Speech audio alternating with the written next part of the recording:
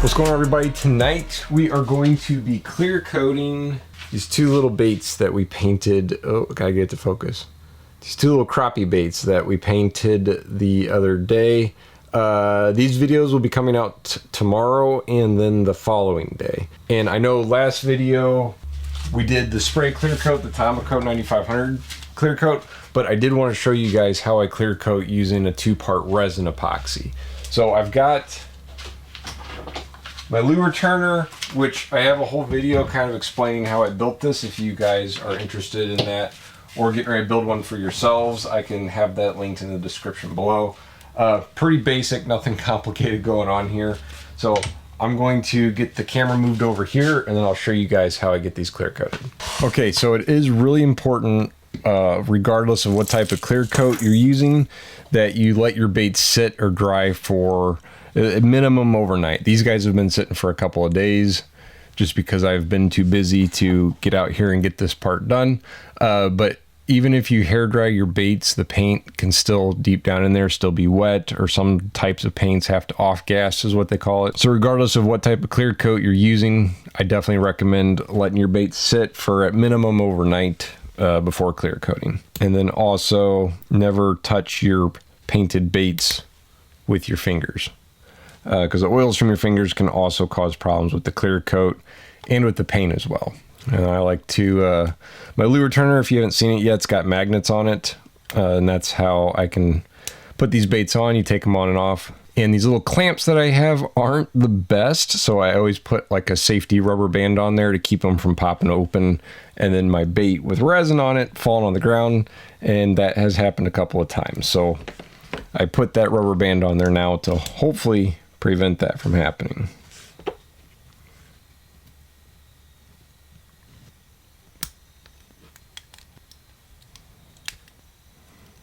All right, those guys are ready now. 2-part resin epoxy that I'm using tonight is going to be the Promise epoxy. Make sure if you get this, it is the one that has the UV protection in it. And by UV, I don't mean that it's going to cure via UV lights or anything like that.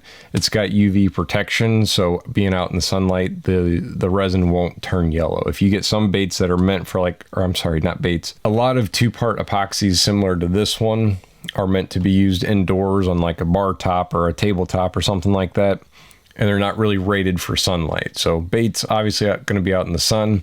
Probably wouldn't be too noticeable on a paint job like this one that's real dark, but if you were doing something that was white or kind of like a shiner pattern like we did on this one, over time it could potentially yellow. So whatever 2-part resin you're using, make sure it's rated for UV. That way your baits don't yellow, especially if you are selling them or plan on selling them. You don't want somebody to buy a shad pattern and then end up with a yellow bait. So the way I do this is pretty simple. I got a little scale off of Amazon, and I just put my cup in place, turn the scale on, and here's a pro tip for you. Something I started doing a long time ago that has saved or helped out a ton. Don't peel these tabs off. Leave the tab in place and then just poke a small hole, and it makes it way easier to pour out small amounts of it. I used to rip the tabs all the way off, and then you're trying to pour out just a little bit of the resin at a time, and it's very, very difficult to do that. So this is a part A to part B mixture, and I'm doing it by weight. So I'm going to go till the scale is 0.1, which is going to be way more than enough by the time I do part A and part B. But I have noticed in the past, whenever I mix up really small amounts, I think it's just operator error. I don't get it mixed good enough because there's such a small amount there, and so it doesn't cure fully. Oop. See, I was talking and added a little bit too much. I'm going to try something real quick I've never tried before. I was wondering if I could scoop some of it out. Look at that. Good golly. I am here all night, folks, which I don't think it has to be that precise, but, you know, we're here, so do the best that we can.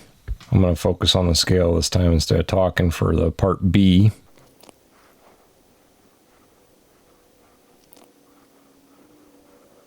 There we go. Okay, 0.2 even part A and part B resin. Then just stir stick. I like using the popsicle sticks, throwaway, and it's easy to scrape the sides and scoop from the bottom. And I will stir for 3 to 5 minutes, depending on how much resin's in there. If there's a lot more resin, say I'm clear coating a whole bunch of baits, I tend to stir a little bit longer just to make sure that I got it all mixed properly. And something else you can do with the resin. Oh, I lost it. Let me look for something real quick. You can take a little blowtorch and you can warm it up some. And of course, don't do this too much because you can like burn the epoxy and then you end up with a bad batch. But you can warm it up and that'll make the viscosity of it a lot thinner. I definitely do that prior to putting them on the baits. That way the coating that we're putting on the bait is a thinner layer. But I also think warming it up whenever you're stirring it makes it a little bit easier to mix it together.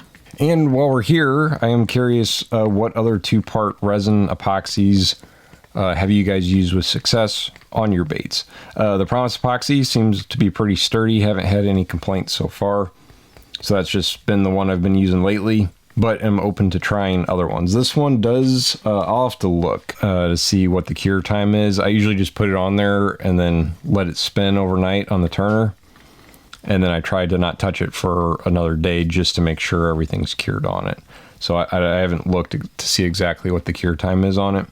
When it comes to resins, I'm never in a hurry. If I'm doing a 2-part epoxy, I'm just going to assume it's going to take a long time. Because I know there's some out there that are like a 30-minute or 15 to 30-minute cure time. And that's a little too fast for me. I'm pretty slow, especially when it comes to clear coating a bunch of baits. Which I guess in that case you could just do it in batches. But what I'm getting at here is I don't mind the slow cure time. I don't feel rushed whenever I'm applying it to the baits. The other thing, adding some heat to it will do. See all those little bubbles in there? The heat will pop all those bubbles, which I'm never worried about popping all of them inside the jar, but I do always hit the top layer before brushing it on the bait. Brush I'm using is just a cheap throwaway brush from Amazon. I just take a little bit and start brushing it on there. Now these baits are super tiny, so I definitely, like I said earlier, over mixed on amount.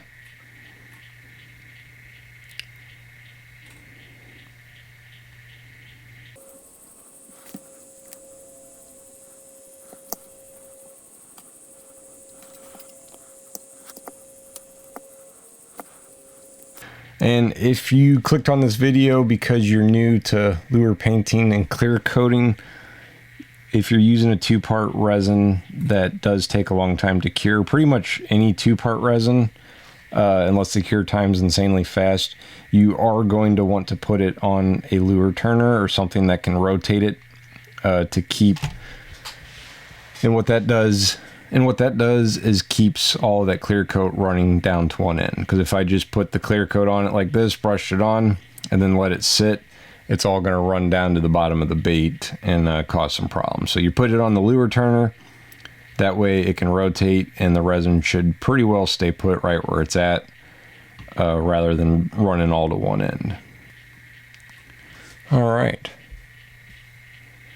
I picked kind of a difficult bait to do a video with this because it's so small. I keep having trouble getting the camera to focus on there.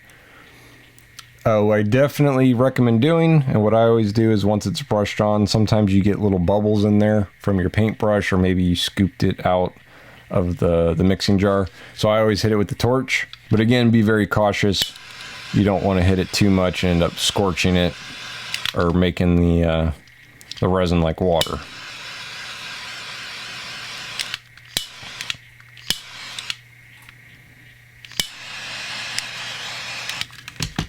But now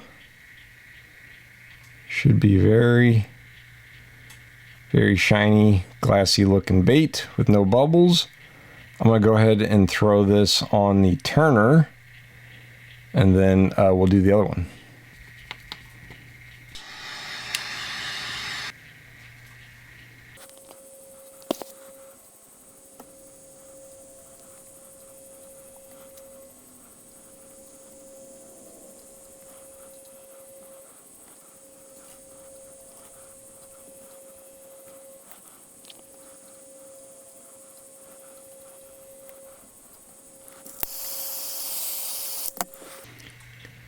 And there we go. That one is ready to go on the turner as well. I always like to give them a few minutes. You can see a little, I don't know if you guys can see that. It looks like a little bubble popped up right there on the top. Hit that with the torch, pops it. I do like to give them a few minutes on the turner, and then I check on them, see if there's any more bubbles, and I'll just kind of do that for a few minutes while they're first starting to set up. Okay, so that's all there is to it. Nothing too crazy or fancy. I am going to keep an eye on them for the next 15-20 minutes or so, just to make sure there's no more bubbles or anything like that pop up on there. I am editing both of those paint jobs, so if you guys want to check either one of those out, I think this video will come out, so one of these should come out tomorrow night, and then the other one the following night. So once those are both out, I'll link them below. If not, you just have to be on the lookout for it tomorrow night. So I will come back tomorrow, my time, and turn off the lure turner, and then I'll get a good video clip of both of them finished so you guys can see them. So for me, it'll be tomorrow night. For you guys, it'll be in half a second. Okay, it is the next night, and the bait should be cured enough to touch. I did look it up. It's 72 hours for full cure, but as long as they rotate during the night, they should be fine. And they've been spinning since last night. So here is our final result. Pretty juicy and clean, and like I said, they are dry to the touch, but I definitely don't fish them for a couple days. I just let them sit in the shop. I'm never in a hurry. And then there's the other guy. So did pretty good, pretty clean. I've never clear coated one this small before, so I probably should have done a bait. I've done a whole bunch of times. But hopefully this video kind of answered a couple questions or helped you guys figure out what you're going to do if you're going to go the resin route, or if you're curious on that. If you have any other further questions about the two-part resin, make sure to comment below, and then I can do another video answering those. So tomorrow night's video will be the how to paint one of those baits. I'll finish editing them. I'll see you guys tomorrow night.